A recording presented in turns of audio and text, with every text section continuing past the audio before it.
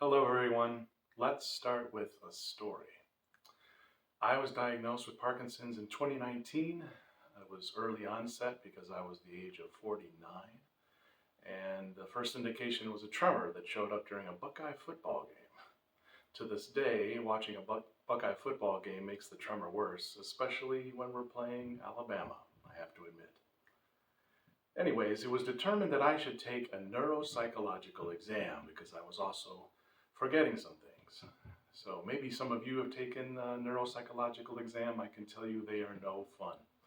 It's 3 grueling hours that test all of your mental faculties.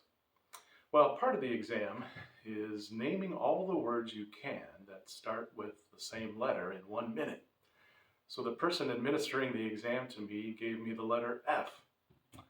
I will admit that an F word came to mind, which I won't repeat here, but then I remembered something. When I was younger, I memorized this story called The Parable in F that told the story of the prodigal son using almost 200 F words. Good ones. So I thought, yeah, I'll just go 1 word at a time. I'll have all the F words I need. Then I thought, no, that's cheating. You better tell the person that you need a different letter. Then I thought, heck no, I'm doing it. So sure enough, that's what I did. I started telling this story 1 word at a time, and she's frantically writing down all the F words. We get to the end of a minute, and she goes, wow, you know a lot of words that start with F. And I said, a few. So anyways, I thought I would tell that story today just to loosen me up a little bit and to accomplish one of my main goals is to help you have a laugh at some point because a good heart really does, it really is good medicine. So here we go. The story of the prodigal son using words that start with F. Feeling footloose and frisky, a feather-brained fella forced his fond father to fork over his farthings. He flew far to foreign fields and frittered his fortune, feasting fabulously with faithless friends. But facing famine and fleeced by his fellows in folly, he found himself a feed-flinger. In a filthy farmyard, he feigned he would have filled his frame with foraged food from the fodder fragments. Phooey! My father's flunkies, fair far fancier, the frazzled fugitive fumed fervorously, facing facts. Fully famished and filled with foreboding, he fled forthwith to his father. He fell at his father's feet and cried, Father, I have flunked and fruitlessly forfeited family favor. Well, the faithful father figure, forestalling further flinching, frantically flagged the flunkies to fetch forth the finest fatling and fix a feast. While the fault-finding frater frowned on the fickle forgiveness of his faithful father, and his fury flashed, but fuming was futile. For the faithful father figure said forcefully, What forbids fervent festivities, the fugitive is found. Unfurl the flags with flair, let fun and frolic freely flow. Former failures are forgotten, and forgiveness forms the foundation for future fortune.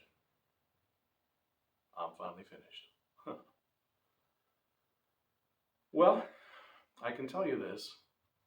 I wish I were not here today, because I wish you were not here today, because I wish the symposium wasn't happening, because I wish with all my heart that Parkinson's didn't exist. But it does. And we have to face it one way or another. And I can tell you one thing, I could not be more thankful for so many people who are improving the lives of PD patients and working hard to find a cure as we have right here at this symposium. Most every time I pass by someone in military service, I say thank you for your service, and I'm going to carry that same sentiment to every doctor and therapist and medical professional that I see. Thank you. Thank you for what you're doing on our behalf. And if you're trying to find a cure, thank you and please hurry. I have a little phrase here. We Parkies will keep fighting if the doctors keep finding and Michael J. Fox keeps funding. I guess I'm stuck on F words. So a few quick things about me. I'm an artist and an educator, but I also work part-time for a great organization called Spark and Echo Arts. And the goal of Spark and Echo Arts is to create art for every verse in the Bible.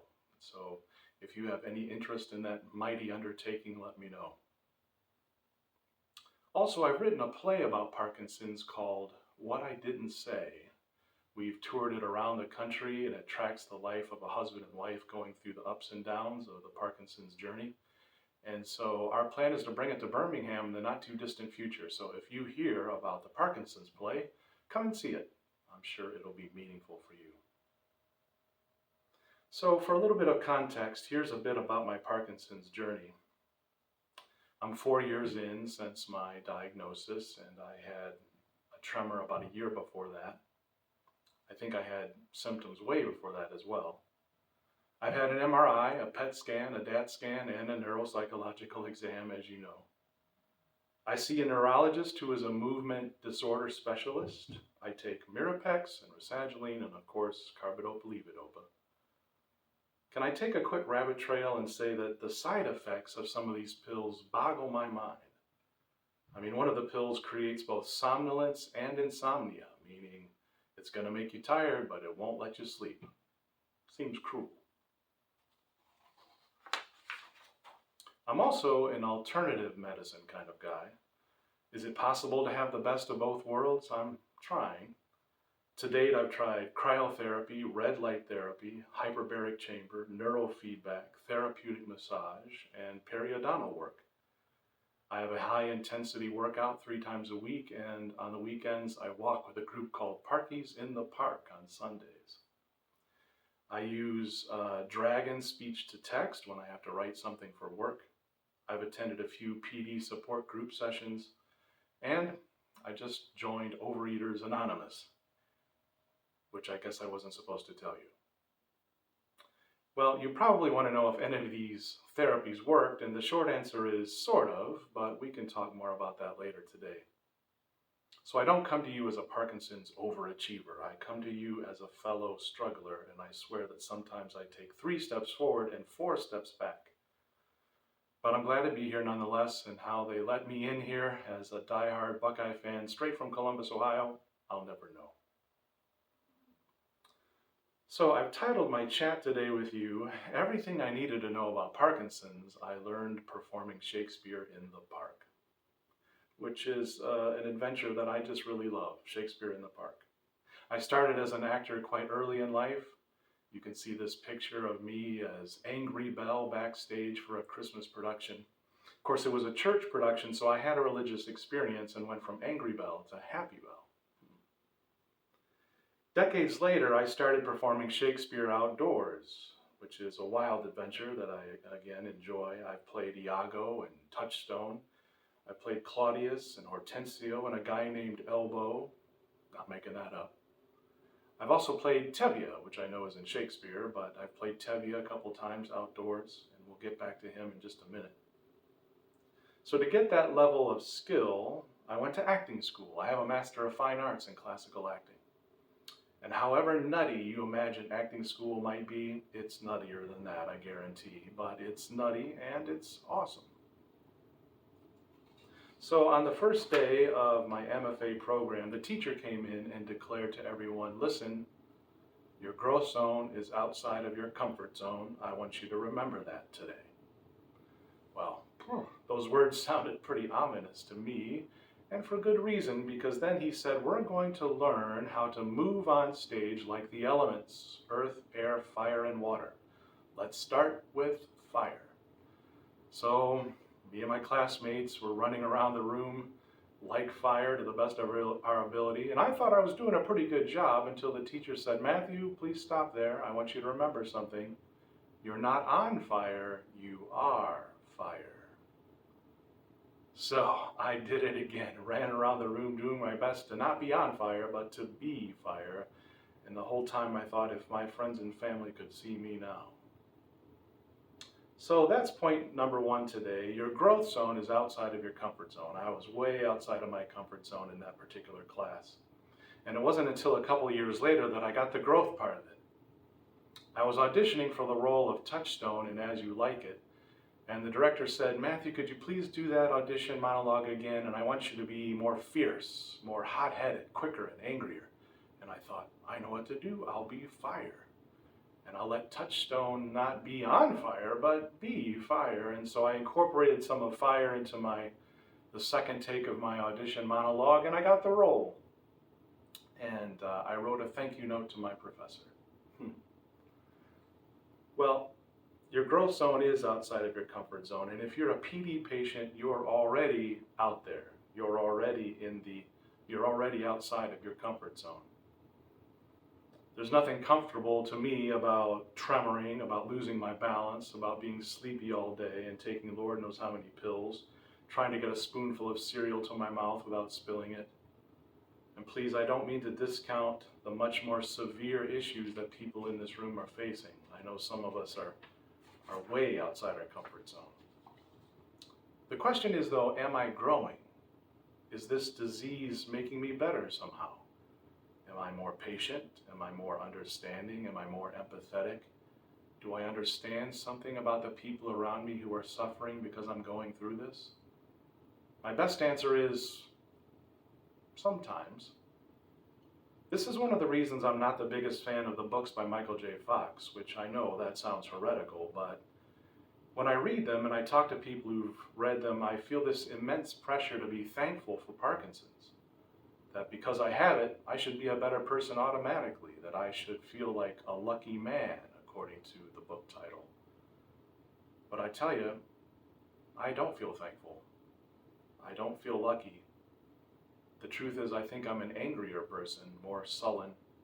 I never had a temper before, but it seems like I have one now. And sometimes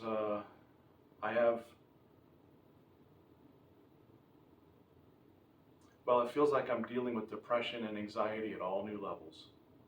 So it's no easy battle. I struggle on, but every once in a while, I see that I have grown. I talk more tenderly to my wife when she's not feeling well. When students come and tell me that they're depressed and weren't able to finish their work, I say, how can I help? And I have more patience for people who are moving very slowly and gingerly, because sometimes I turn around and realize that I'm the one moving slowly and gingerly. So sometimes I grow, and I'm going to rest in the fact that sometimes it's better than never. But my growth zone is definitely outside of my comfort zone. So number 2, the second thing I've learned performing Shakespeare in the Park is to be in the moment. Now, I know that's not a new idea, but it's not easy either. If you're doing Shakespeare in the Park and your scene partner is looking at you and delivering some lines and your mind is on the geese flying overhead and whether or not they're gonna poop on you, or if you're sweating through your costume because it's 95 degrees, all of these things mean that your mind is not in the moment. And for me, that's important. Distracted acting is almost as bad as distracted driving. So I have to be in the moment. I played Romeo in college, and my friends and family came down to see me, and we stayed in a hotel, and unfortunately I forgot the contact case for my contact lenses. So out of desperation, I put them in 2 different water glasses in the bathroom with a little water in each, and sure enough, my brother gets up in the middle of the night and he's thirsty, and you see this coming, don't you? He filled up one of those glasses and drank my contact. So the next day I had a performance, a matinee, and there's a fair amount of sword fighting in Romeo and Juliet, and so I was a distracted actor, I can tell you. Basically, I closed one eye and hoped for the best, and fortunately no one was killed, for real anyway. But it's hard to do with PD, isn't it? To be in the moment. I spend a lot of time in the past thinking about what my life used to be like.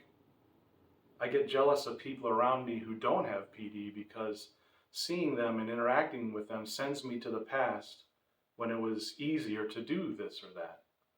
How much quicker and more flexible I was, how easily I could learn lines and repeat them, how much more hair I had. Darn Parkinsons. So instead of the past, I think about the future, which isn't in the moment either. I play the what if game, which can play out one of 2 ways, good and bad. Let's start with an idealized future where I win the lotto and I give the money to Parkinson's research and they find a cure and I don't have Parkinson's anymore. What if I were a rich man? Yeah? Straight out of Tevye's playbook from Fiddler on the Roof. So I thought we might have a little more silly fun, and I change the lyrics to one of the most iconic songs in all of musical theater. So here's the Parkinson's version of If I Were a Rich Man, which I'm calling If I Had a Good Brain, from The Tremor on the Roof.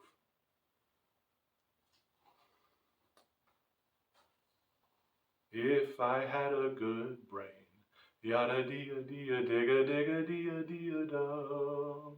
If I had the dopamine I need, I wouldn't have this Parkinson's, I wouldn't have this tremor. Yada dee dee digga digga dee dee dum. If I had a really great brain, I'd a diddle deedle diddle man. I'd sleep all night and not have dreams where I punch my wife and kick her in the shins. I'd go all day and not take a single pill. I would play pickleball and move really fast and not say, "Stop, I gotta pee." Those would be the sweetest things of all. The most important neurodoc would come examine me. She would say, "What happened?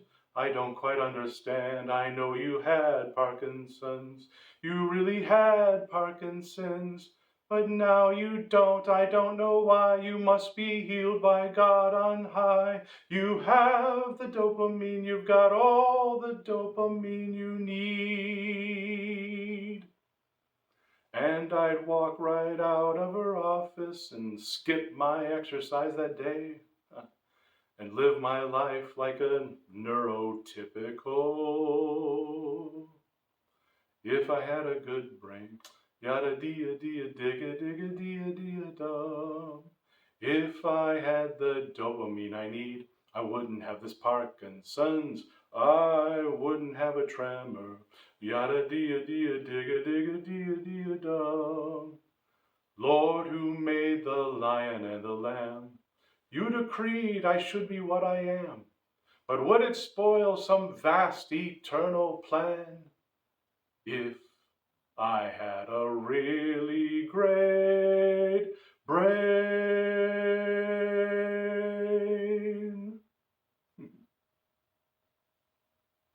Well, we had a little fun there, but thinking too far ahead can also be bad. When you have a degenerative disease, the only certainty is uncertainty. So I've got a fancy word for you. It's called catastrophize. Not catastrophize, that's what my cat does to my Bernie doodle. No, the word is catastrophize, and you may not have heard it before, but I'm guessing that you know kind of what it means. What if this bad thing happens, which leads to that bad thing happening, which leads to this catastrophe? And before you know it, you think you're going to end up broke and alone and completely unable to care for yourself, and then this and that and the other terrible thing. Well, of course we can plan ahead, but let's not catastrophize, right? Let's recognize that this is where we are right now. The good and the bad and the ugly. And if we can, maybe we can take it one step further and in this moment be grateful for something. Be in the moment with gratitude. And if you don't have anything to be grateful for, I've got a little more silly fun right here for you. These are the top 7 benefits of having Parkinson's. That's right, I said benefits. Here we go.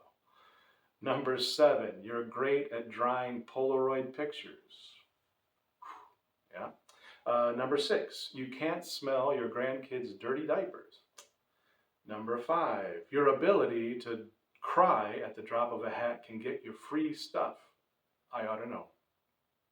Number 4, your facial expression makes you look like a deep thinker. Yeah. Number 3, you've got the most original moves on the dance floor. Yeah. Number 2, your food is almost always mouth-watering. That's not a benefit, that's drooling. Number 1, truly, you are one of a kind. If you've met one person with Parkinson's, you've met one person with Parkinson's, and you're unique. So we all have something to be grateful for. Maybe it's not on my crazy list, but you know what it is. Let's be in the moment with gratitude. The third thing I've learned is that I need to commit to believing. Commit to believing. Theater is a world of make-believe, especially outdoor theater in the park. Things aren't real, but I have to pretend they are real or we're going to have a long, boring, terrible show. I have to enter the world of the play and commit to it fully. So on stage, I have to believe that that 19-year-old across from me is a great sword fighter and could draw and kill me at any moment, which is hard to do because I happen to know that 19-year-old is a klutz and has never picked up a sword until 2 weeks ago, and there's a big plastic safety tip on the tip of the sword, and so it couldn't hurt anyone. But I have to commit to believing that he is a great sword fighter. So I've worked with green screens before, and that requires a total commitment because literally there's nothing there. And so I have learned over time, you just got to commit to it. Well, I've spent most of my life as an actor not quoting Shakespeare but quoting scripture, and I wanted to share a passage with you that illustrates the power of believing even when it's hard. So I'm going to share a bit of the story of the blind man from John's Gospel, chapter 9. So I'm quoting to you from the New English Translation. As Jesus was passing by, he saw a man who had been blind from birth. The disciples asked him, "Rabbi, who committed the sin that caused him to be born blind, this man or his parents?" Jesus said, "Neither this man nor his parents sinned. He was born blind so that the acts of God may be revealed through what happens to him. We must perform the deeds of the one who sent me as long as it is daytime. Night is coming when no man can work. As long as I am in the world, I am the light of the world." Having said this, Jesus spat on the ground. He bent down, he made some mud with the saliva. He wiped the mud on the blind man's eyes and said, "Go wash in the pool of Siloam." So the blind man went away, and he washed, and he came back seeing. So they took the man who used to be blind to the Pharisees, because the day on which Jesus made the mud and caused the man to see was a Sabbath. So the Pharisees asked the man how he had gained his sight. The man said, "He put mud on my eyes, and I washed, and now I'm able to see." Now the Jewish religious leaders refused to believe that he had really been born blind and had gained his sight, until at last they summoned the parents of the man. They asked the parents, "Is this your son?"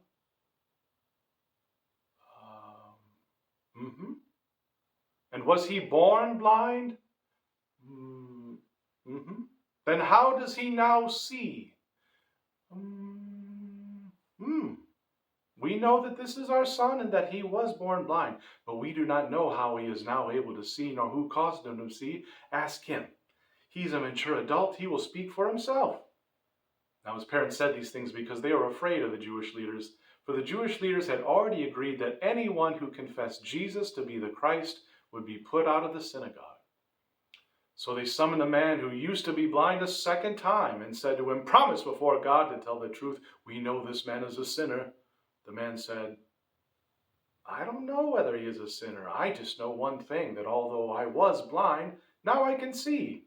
But what did he do to you? How did he cause you to see? I told you already and you didn't listen. Why do you want to hear it again?" You don't want to become one of his disciples too, do you? You are his disciple. We are the disciples of Moses. You were born in complete sinfulness, yet you presume to teach us? And they threw the man out. When Jesus learned that they had thrown him out, he found the man and said to him, "Do you believe in the Son of Man?" The man said, "Well, who is he, sir, that I may believe in him?" Jesus said, "You have seen him. He's the one speaking with you." And the man said, "Lord, I believe."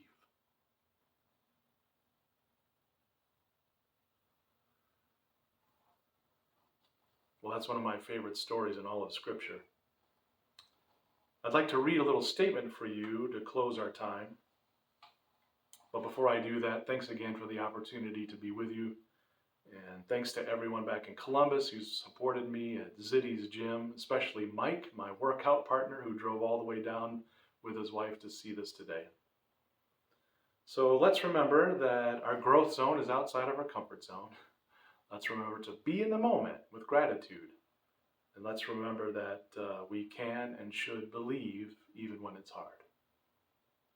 As a PD patient, I commit to believing. I have to believe that there is meaning in the madness of Parkinson's.